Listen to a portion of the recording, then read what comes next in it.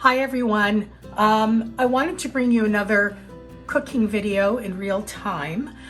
Today we're going to make a burrito lasagna or casserole or enchilada lasagna casserole. However you want to frame it, basically it's going to be a layered dish that we're going to bake that has Mexican flair. Now you can buy those ready-made Mexican spice blends, the ones that come in the jar, or maybe the ones in packages that you rip open that say fajita seasoning or taco seasoning. But this is pretty easy to make on your own, so you always have it handy when you need it. Basically, it has a laundry list, I guess, of spices. Maybe not that long, but very easy to pull together. It has a tablespoon of chili powder in here, a quarter of a teaspoon of garlic powder, but I like to use garlic granules because it tastes more authentically garlic to me. I don't like to use the garlic salt. There's also a quarter teaspoon of crushed red pepper flakes, quarter of a teaspoon of dried oregano, half a teaspoon of paprika, 1.5 teaspoons of ground cumin, or as we like to call it in our house, ground cumin, a teaspoon of sea salt, and a teaspoon of black pepper. So very easy to put together, and if you don't use it all, then you certainly have some left over for your next Mexican dish. Now, I'm actually just going to be winging this. I've made something similar before. So I'm not following your recipe, I'm just kind of throwing it together and hoping for the best. So I've pre-warmed my pan because I want to get right into the action, and I've put in maybe about a tablespoon or so of oil, and I have here 2 small chopped onions. You can use a medium onion, half a large onion, it doesn't matter. It looks to me like maybe there's a scant cup in here, I didn't measure it, but you can see what the dice is like. It's not really fine or anything. So we're going to put that in here, get that nice sizzle going, and we don't want to burn this. We want to make sure that we just soften it up. So right now I have my frying pan on 7, like 7 out of 10. And I might even put it a little lower because, as I said, I don't want it to burn. I just want it to soften. So I'm going to do this for about 5 minutes until I soften it, and I'll be right back. All right, so it's been almost 5 minutes, and that looks pretty cooked to me. You can see that. I am going to add in just a little over a pound of ground beef. This is 17.5 ounces to be exact, because it happened to be what I had in my package that I bought. And this is lean ground beef. You could use medium, you can use extra. If you use medium, you'll probably have to drain off a little more fat. I don't like extra lean because I find it extremely dry, so this is the compromise, just lean ground beef. So we're going to put that in and break this up a little bit.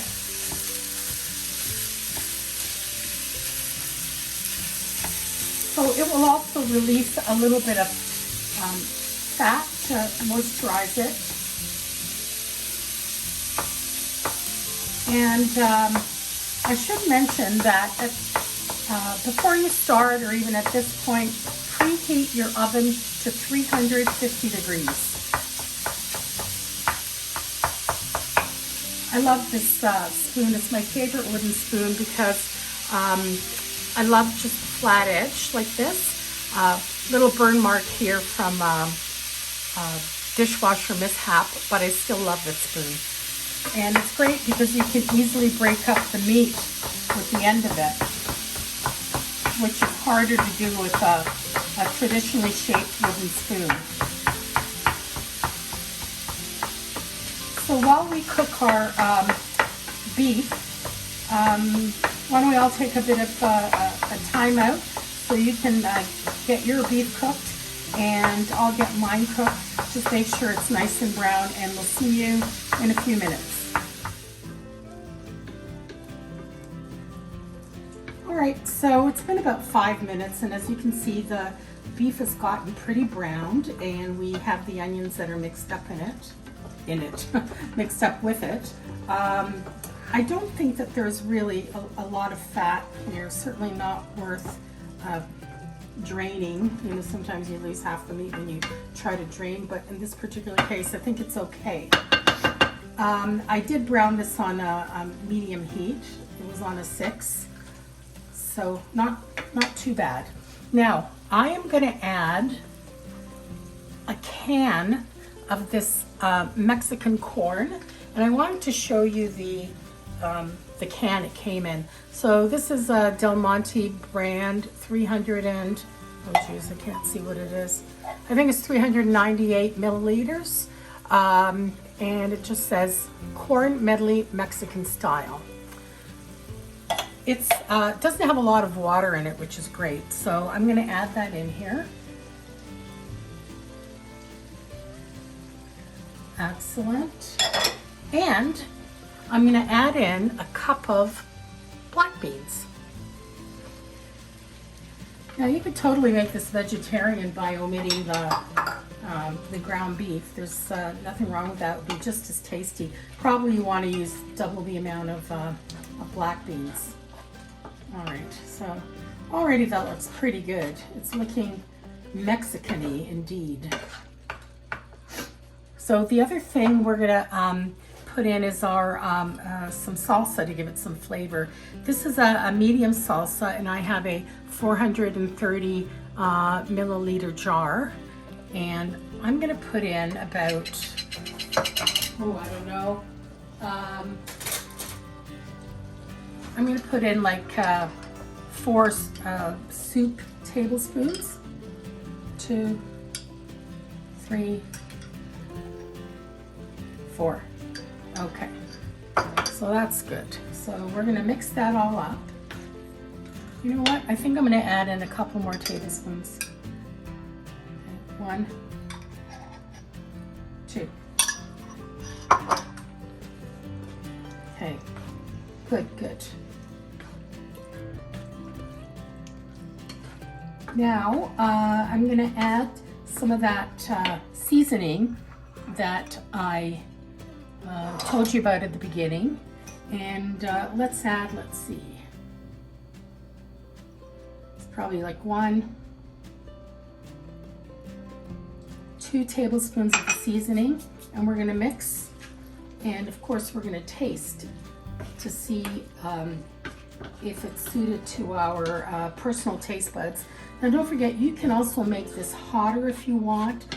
You could chop in a chili or a jalapeno in here, or use a jar of those chili rellenos, chopped chili rellenos, which is quite nice. It gives it a bit of pep, but I'm going to keep this neutral because you can always even add it as you're eating it. You can just put it on top of your portion. So let me see what this is like.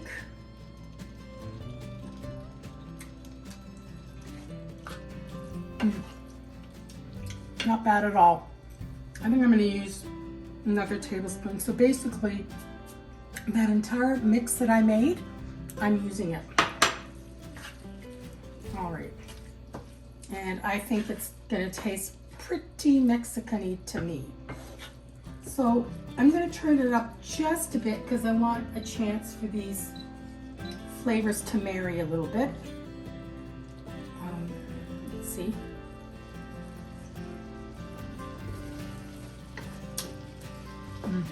That's good. I like it. It has just enough zip to make it interesting, but not so hot that, you know, you're thinking, what's going on here? All right. This is a regular Pyrex pan. I guess you could say that it's a traditional brownie pan. I'm just turning this down a bit. Seems to be a little sizzle going on. And what I'm going to do is I'm going to spray it with some cooking spray. I like to get into the sides there too. Okay. great. Now, I used, I guess, small tortillas. I'm not sure how small these are. I used the old El Paso. It comes in 8. It's just perfect for quesadillas, fajitas, tacos. And so they're little round ones, and they're about, it looks to me like they're around, I don't know, 8 inches in diameter. I'm taking a wild guess. So what I did is I cut 3 of them right in half. And then I took 3 others and I cut them into 1-inch strips. And I'll show you why in a minute. So, much easier to do this way. Isn't that great? So you can get to those edges perfectly. Oh, I should have done another one of these. All right. I will do another one of these because I think I'm short one. I'm just eyeballing it and doing it in half. Okay. I'm going to turn this off because it seems to me it's ready enough. It seems thick. There's not a lot of liquid.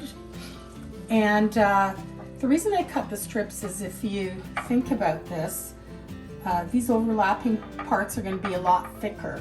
So you want to kind of level things out by giving it a little thickness here on the perimeter of your pan. That's good. And I'll put these little guys over here. These are like the corner edges, because you want to be able to have a base that you can just lift out. All right, good. That seems pretty solid to me. So now we're going to take our meat, bean, and corn mixture, and we're going to basically section it off in half like this.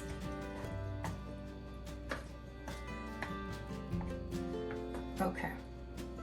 Let me just grab another one of my spoons here. Okay, this is what I want. And I'm going to take this half and I'm just going to gently put it on this layer.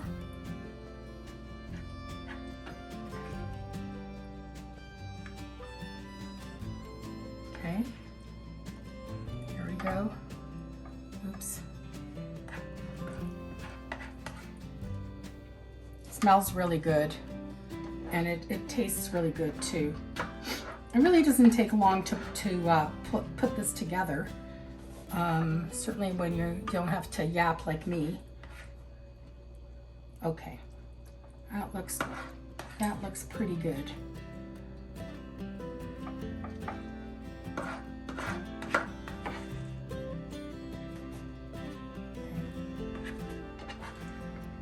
Just want our last bit there, and we're going to even it out.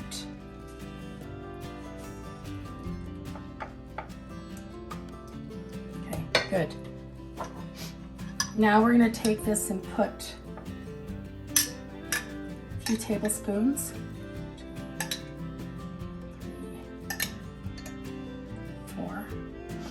4, just lightly, because don't forget there's already salsa inside there.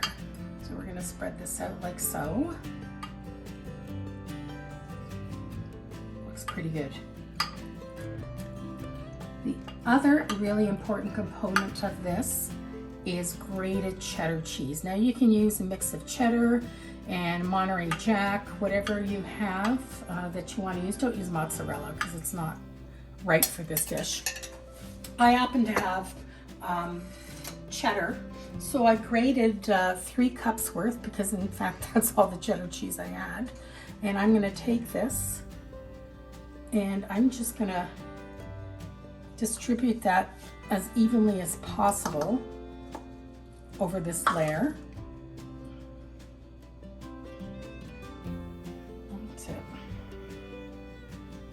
Look, anything with melted cheese in it mean, how bad can that be? It's not bad at all, in fact. All right, that's good. Okay. Now, we do the next layer in the same way. Putting that layer here, and then pressing down. Here's the next layer, pressing down. Another layer. So basically I used 4 tortillas. I started off with 3, but obviously I didn't know how to multiply. And then we're gonna add in some more of these guys, more of the strips, just around the perimeter.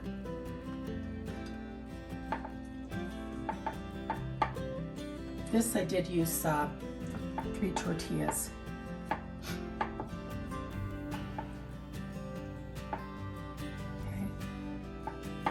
put 2 more in here. Okay, great. So now we're going to put the rest of that mixture in here. By the way, my pan, as I said, is a brownie pan, so it's about an 8 by 8. Maybe 8.5, maybe 9 by 9. I don't know, but somewhere in that vicinity. It's not huge. There we go.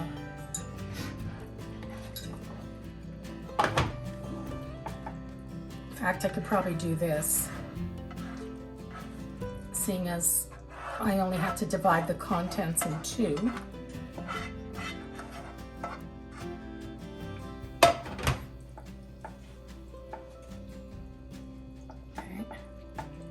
Spreading that out.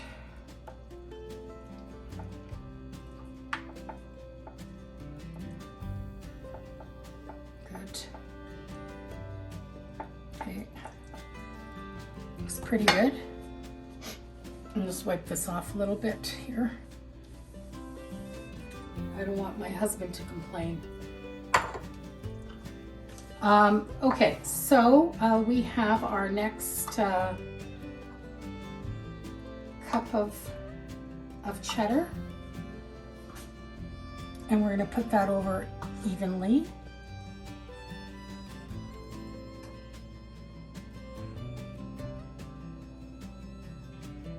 That's it.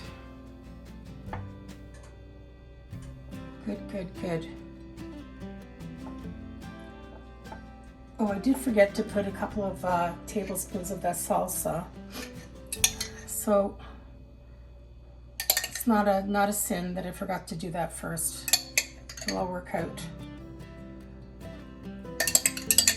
That's pretty much the whole jar, which is great because I hate having like half a jar of salsa hanging out in the fridge, and then you know you look at it 4 months later and it's moldy and such a waste. Okay, so here we go, right into the cheese, this salsa. Now I do want to finish it off with perhaps one more of these guys, which is in fact all I have left. So we'll go like so.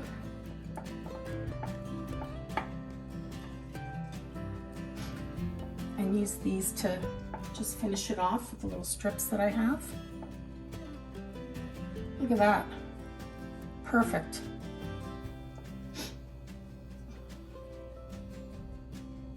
I think I'll just do it like that. And then I have my final cup of cheese. I'll just put that on top like so. Just gently everywhere.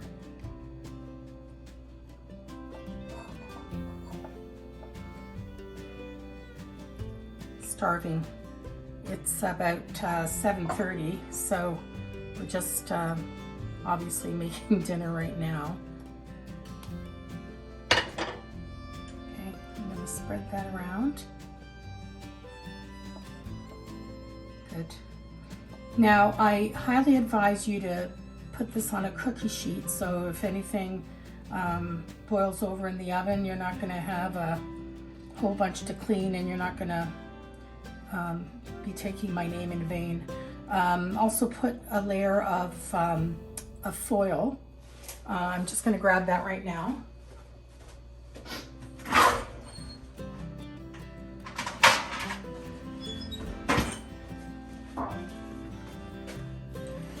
So here's my cookie sheet. So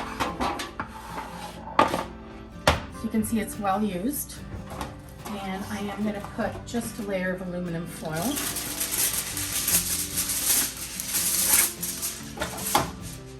My oven has finished preheating. So I'm going to pop this in for about 30 minutes. And after that, I'm going to check. And if the cheese is not melted enough or browned enough to my liking, I'll probably put it under the broiler for about 5 minutes, keeping a very close eye on it.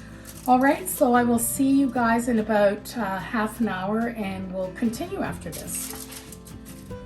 All right, so I've baked this for about half an hour, and then I did put it under the broiler for another few minutes, just until I got it got the cheese toasted. You can see the edges of my tortillas here got toasted as well.